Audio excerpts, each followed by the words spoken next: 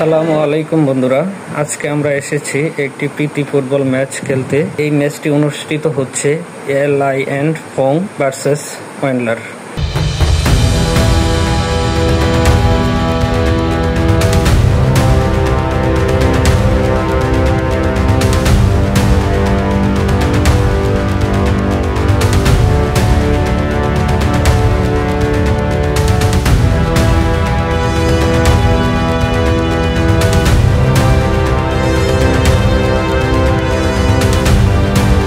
Game of brotherhood match.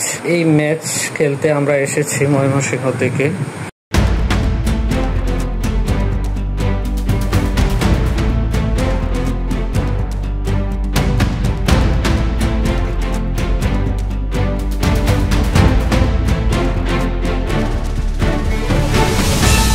এই সুন্দর স্টেডিয়ামটি অবস্থিত ঢাকা তেজগাঁ আহসানুল্লাহ ইউনিভার্সিটির পাশে। এটি একটি ইনডোর স্টেডিয়াম।